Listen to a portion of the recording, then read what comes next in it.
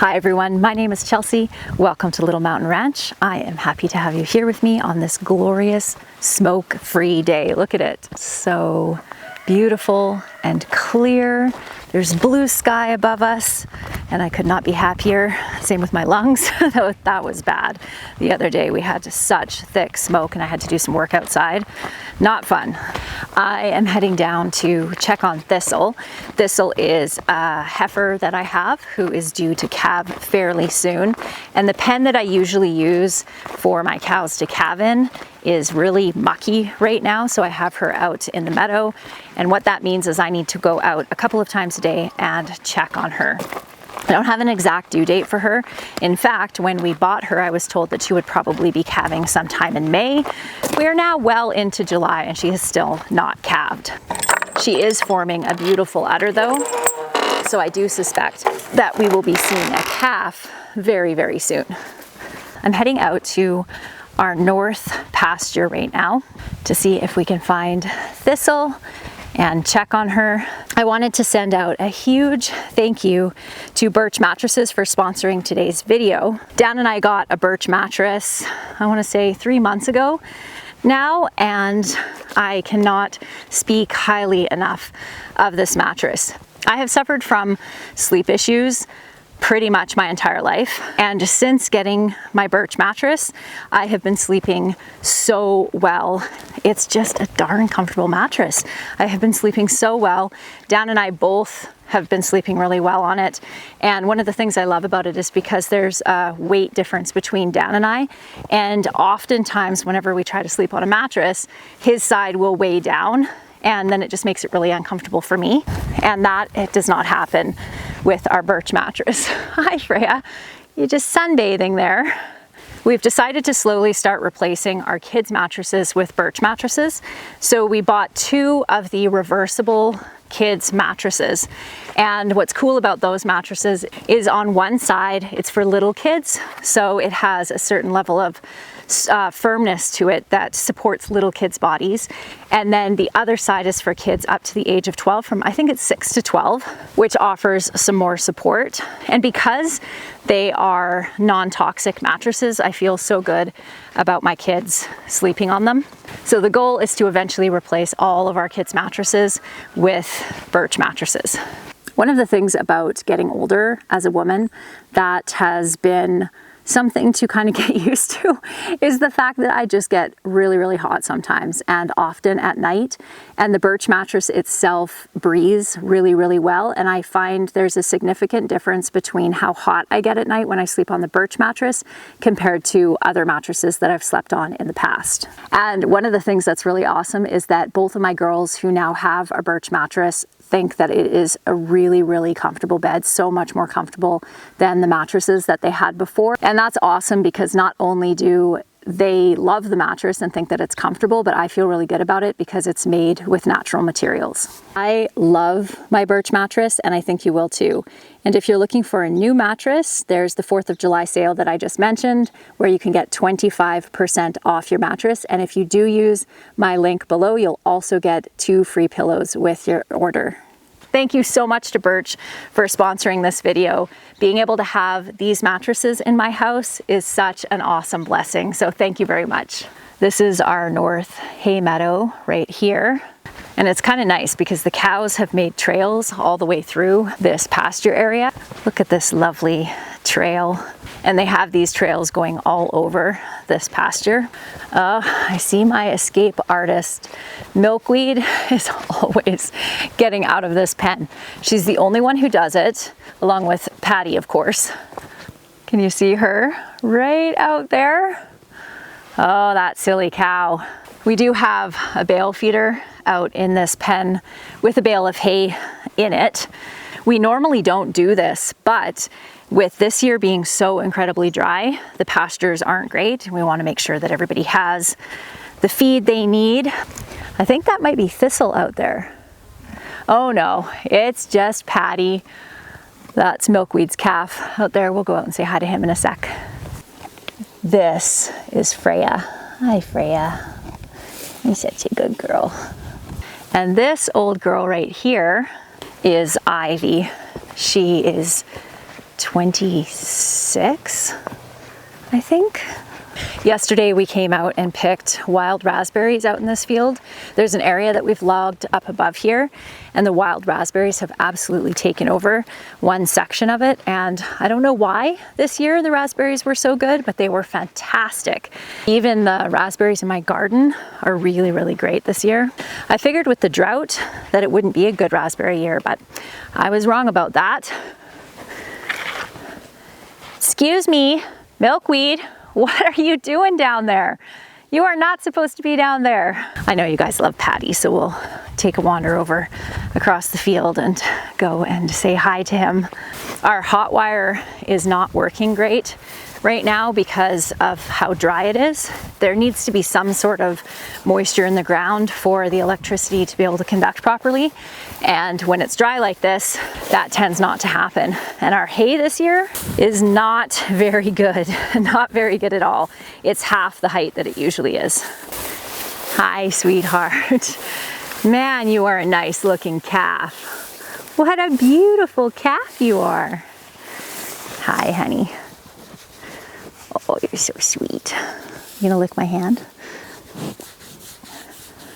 Good boy. Such a hefty little guy. Your mama's doing a good job with you, isn't she? Hey? Okay, now to go find Thistle.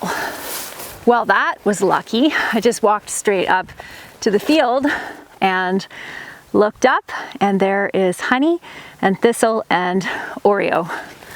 So just like humans, cows come out with their own personalities, and this little guy is pretty shy. As you can see, compared to Patty, who's been friendly since the minute he was born, this little guy is a little bit more shy. He hasn't learned how awesome scratches are yet. Hey, little man.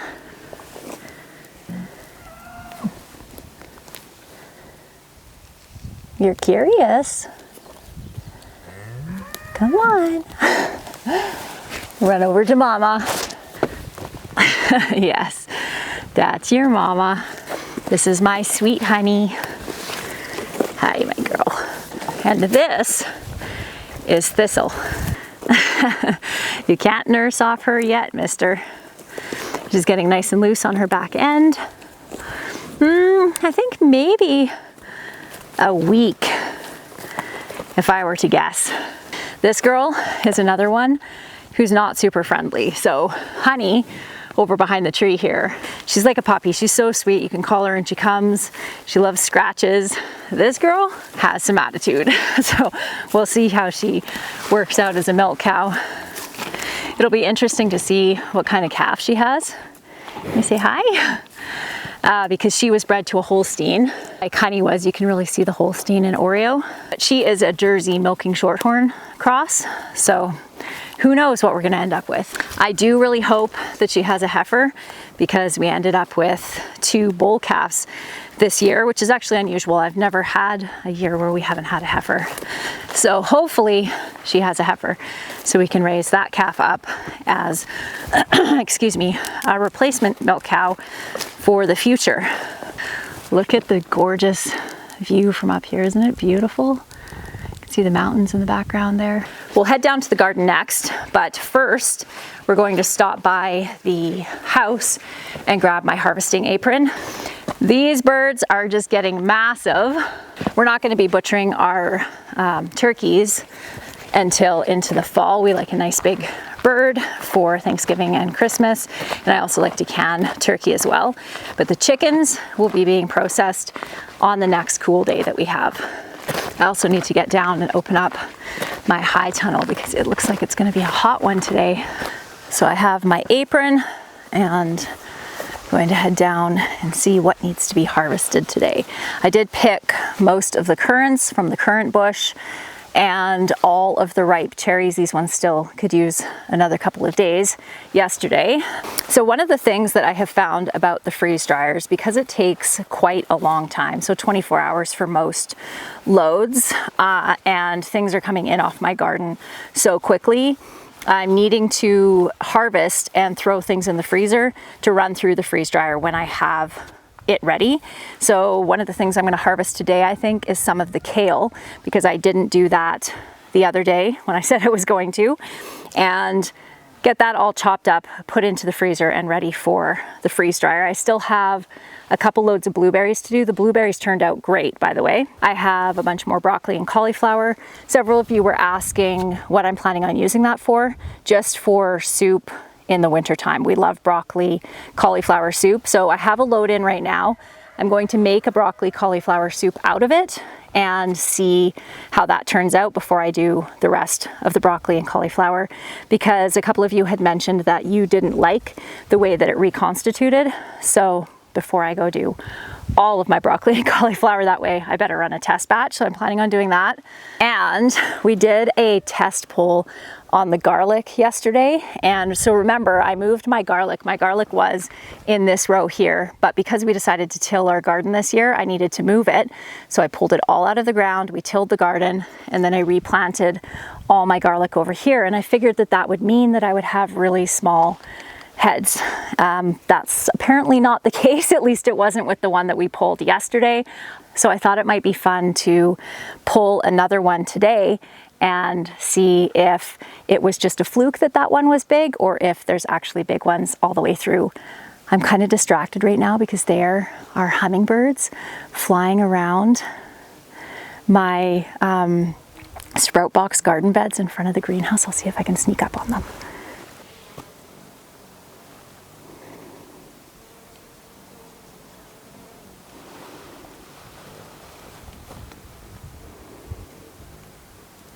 Hummingbirds bring me joy. They're so beautiful.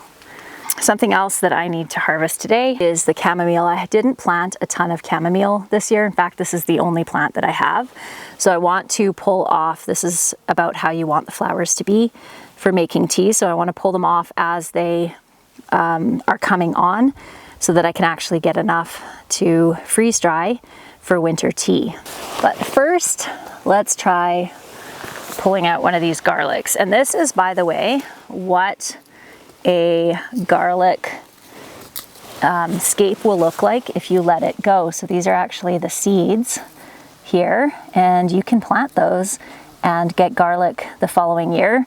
Apparently, if you plant them like this, rather than using a clove of garlic, they are usually a lot smaller, but I haven't tried, so I'm not sure. This one is definitely smaller than the one that I pulled out yesterday, but I am not disappointed with the size of that at all. I am starting to get dying back happening on these leaves, so I like to wait till there's 3 or 4 of the leaves that have died back here before I harvest these.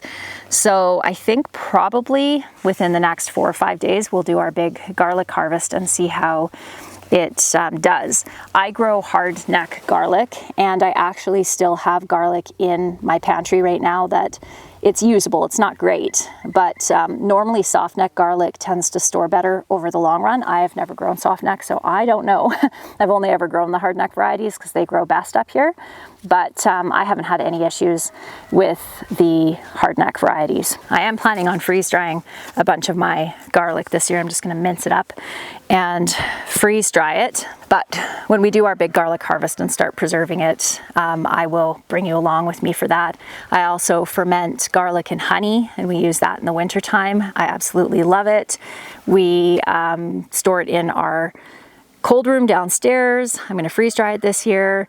I make garlic powder, all the things that you can do with garlic. The nice thing about picking these off too is that it's going to encourage the plant to send out more flowers.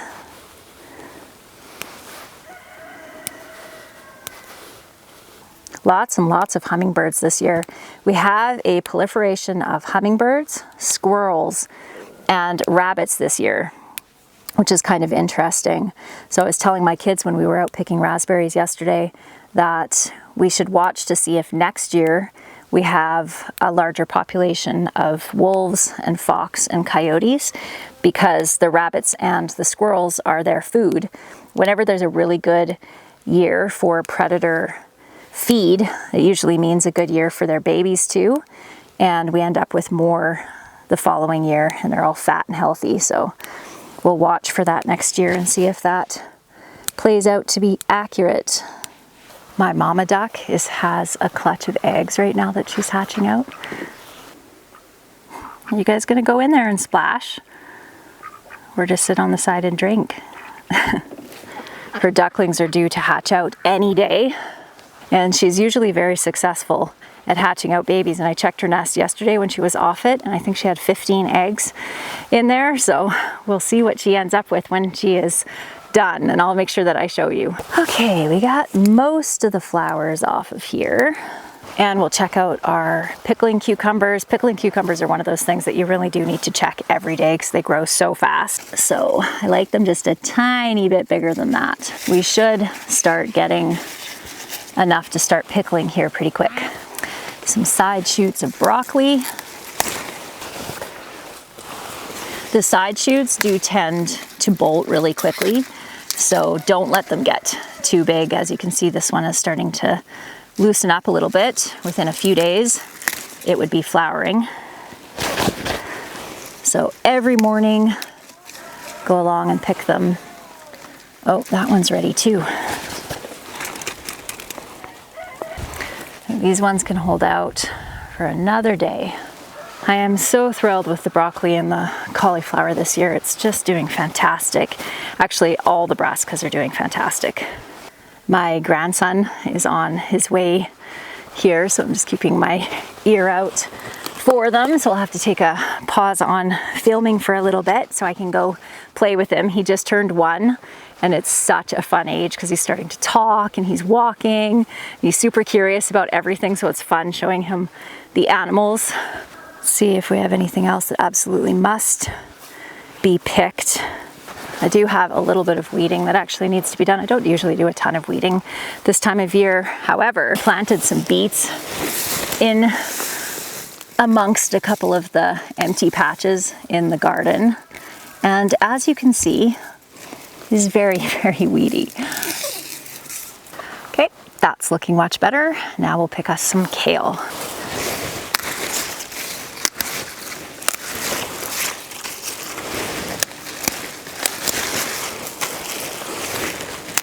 My grandson is here now, so I'm heading back up to the house, but I'll be back with you guys again shortly. Grandchildren are the best thing in the entire world. If you don't have a grandchild yet, it's something to look forward to for sure. They are so wonderful. My oldest son is 26 years old, which absolutely blows my mind away. And the fact that he has a son is just so amazing. It's just the funnest thing. And my grandson reminds me so much of my son when he was that age. When he was born, he looked exactly like his mom, just so much like his mom. But the older he gets, the more he looks like Ben. And it brings me a lot of joy to see that. I have decided to take a little bit of time to go down and work in the high tunnel before it gets too hot. My friends, I have lost my scissors. Does anyone remember where I put them the last time we were out here together with them? Because they aren't here. They aren't in here, which is where they should be. And I'm pretty sure they're not in the house. I'm pretty sure it was in the high tunnel that I used them last when I was trellising all of the tomatoes in the middle row. Whew, it is warm in there. Let's roll up the side.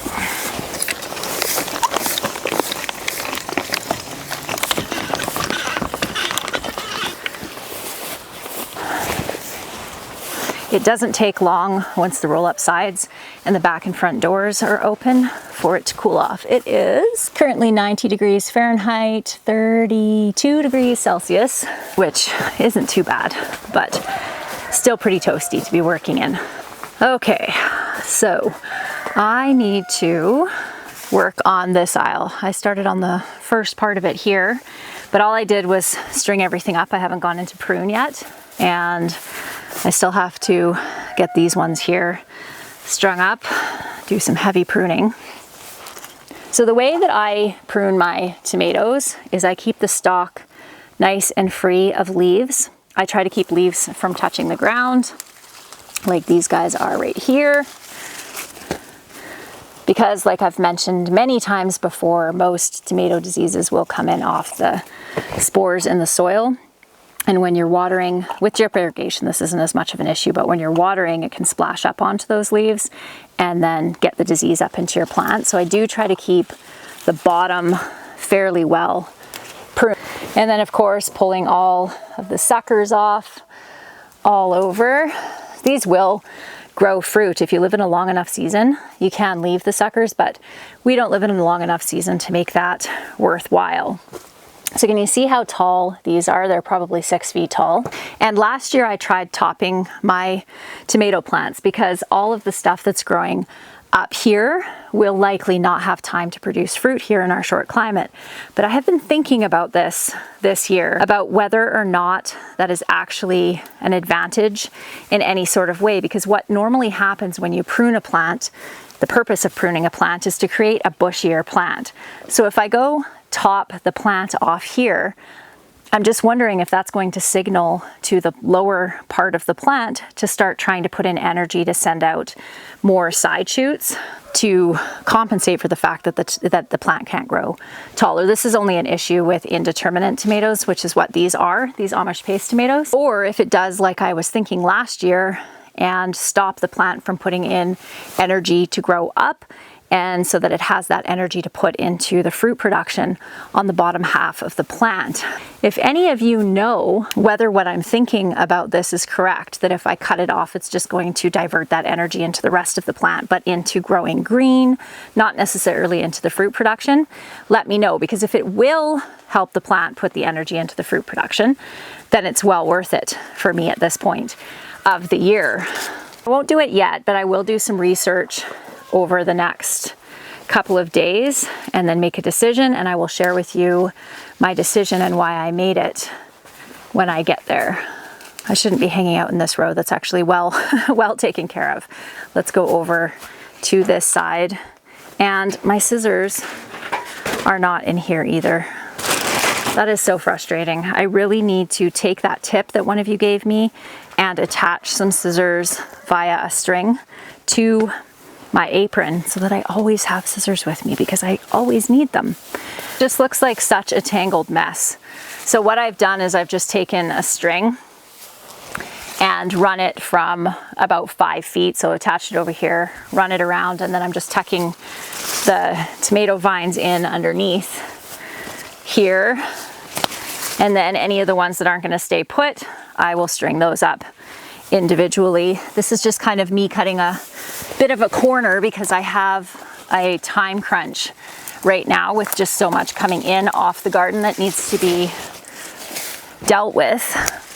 I don't really have the extra several hours it will take to deal with each individual plant. So the biggest reason for me to do this, to get all this stuff back, is to get all of these extra suckers that are growing in under here, leaves that are touching the ground, and also to take a look and see what I actually have for tomatoes. Because at first glance, with all of this foliage, it almost looks like there are no tomatoes, and there's certainly not as many as there usually are. But I have some cherry tomatoes there. So as you can see here, there's already a ton more airflow that can happen in here compared to over here. This is what I'm going for here, all the way across the entire bed, with some beautiful tomatoes growing in here, lots of them, which is very encouraging.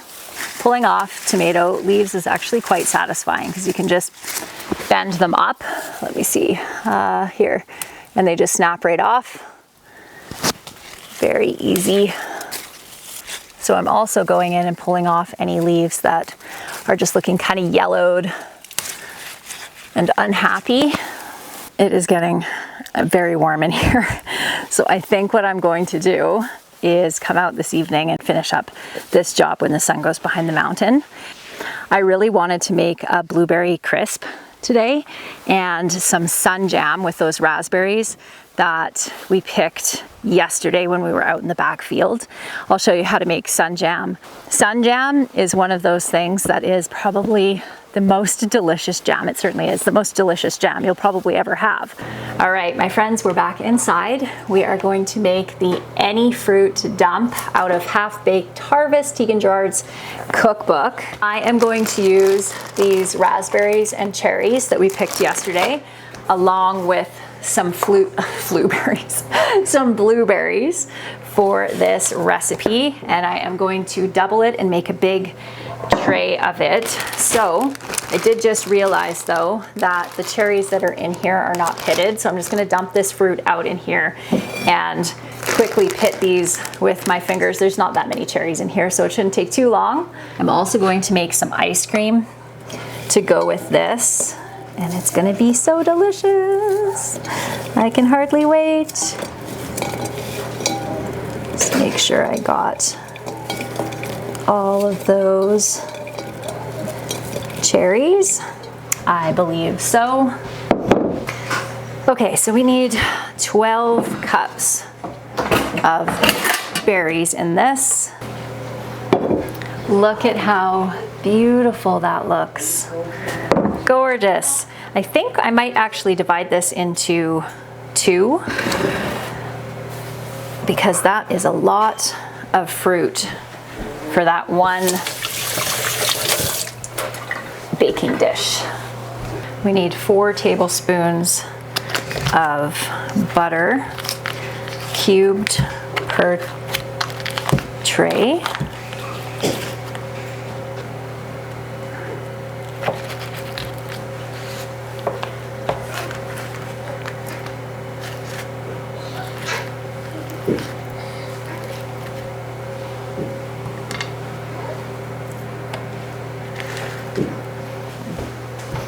Half a cup of sugar.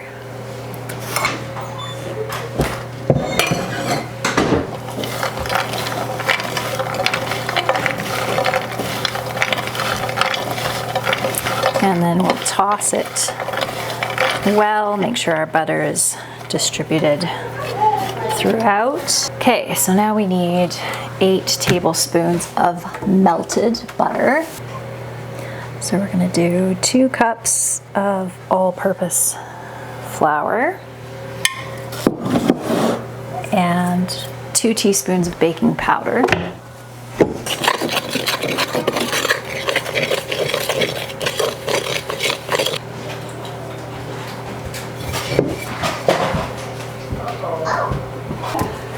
Okay, into the oven. 30 minutes to start. And now we'll go make our ice cream. Okay, so for my ice cream maker, I am going to use 4 cups of whole milk. I used to use cream, but I just found it was too rich. So whole milk, and then 4 egg yolks.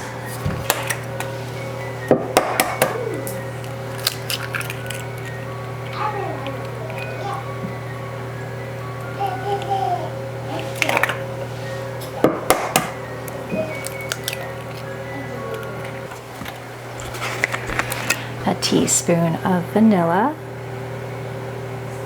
And I mix this together really well and then heat it up just until it starts to thicken. I used to add the eggs in once everything heated up like you would for a custard, and I find that this way actually works better to make a smoother ice cream.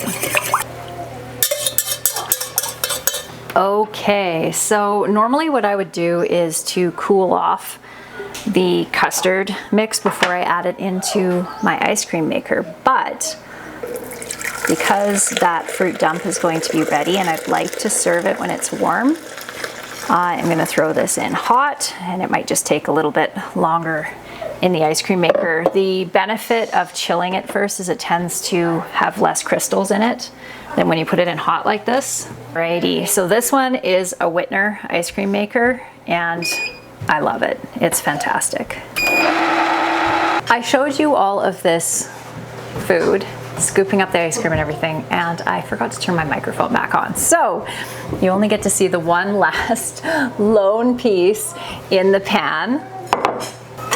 And the ice cream started to melt already, but we have ice cream and fruit dump. This is so good. I highly recommend this recipe. It is absolutely delicious, so good. So I am going to scoop myself up a little bit right now, and we are going to eat our snack, and then I'll be back with you again to make some blueberry sun jam in a little bit. Well, it'll be a fraction of a second for you guys, but it's going to be about 15 minutes for us. So I have not made at all a dent on this huge mess that is in my kitchen, but I do want to get the sun jam going because it does take quite a while, 6 to 8 hours to sit outside in the sunshine.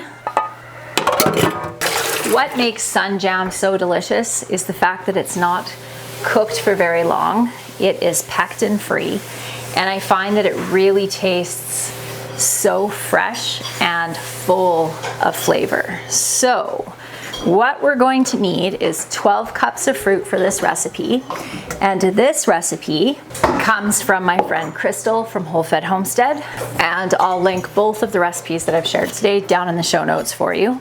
So 12 cups of fruit, in this case blueberries. This is really good with a mix of strawberries, raspberries. I did honeyberries or haskaps last year. So good. So we need 3 cups of sugar, and I believe we need 1 cup of honey. It's a fairly low sugar recipe compared to most jam recipes. And this recipe calls for lemon juice, which I currently do not have. So we will not be adding that. And I believe it calls for a little bit of salt. It does. Now we're going to get this up to a rolling boil for 5 minutes, and then we're going to put it on some cookie sheets. Now that I have these all mashed up, we want to bring this up to a rolling boil for 5 minutes. Then we're going to put it on our cookie trays and go and put it in our car window. The reason that we're going to put this in the car is because the car is going to get extra hot, but also just to help keep the bugs off of it.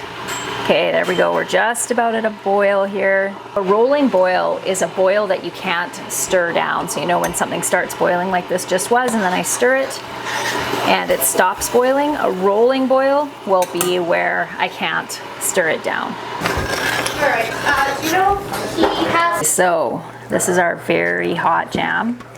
So we're going to very carefully put it onto our cookie trays here. Just divide it evenly.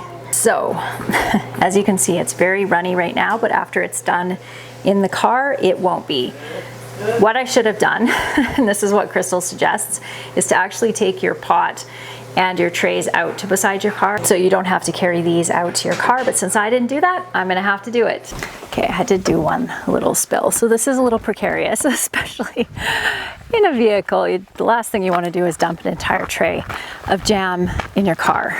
But I promise you it is so worth it. This is the only time I'm going to do it this year. I'm only going to do 1 batch every year, but it is the world's best jam.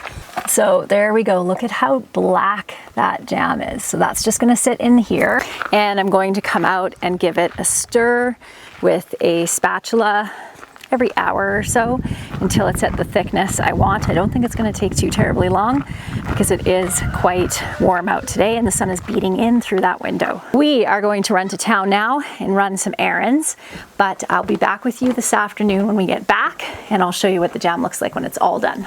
We are now back from town, just unloading groceries from the car, but I wanted to go and check on our jam and see how it's doing. Oh my goodness. It's definitely working. I'd say another couple of hours and then it'll be done. Look at how thick this jam is. So my plan for this is I'm just going to put it into a couple of jars, and then I am going to put it in the fridge. I did that last year and it tasted so fresh. This will last for quite a while in the fridge. In my house it gets consumed pretty quickly, but you can it if you would like to. You could also freeze this jam as well if you didn't want to can it for such a small batch like this. Isn't that gorgeous? It's almost black. Smells and tastes delicious. Okay, all of our jars are jarred up and ready to go in the fridge. Last year I must have done a smaller batch because I only remember getting 1 jar last year. I don't remember getting 4.5. So anyway, either way, this is Crystal's recipe. So this is how much you'll get if you use her recipe, and I'll put that down in the show notes for you. I hope that you enjoyed today's video, everybody, and I look forward to seeing you next time. Bye.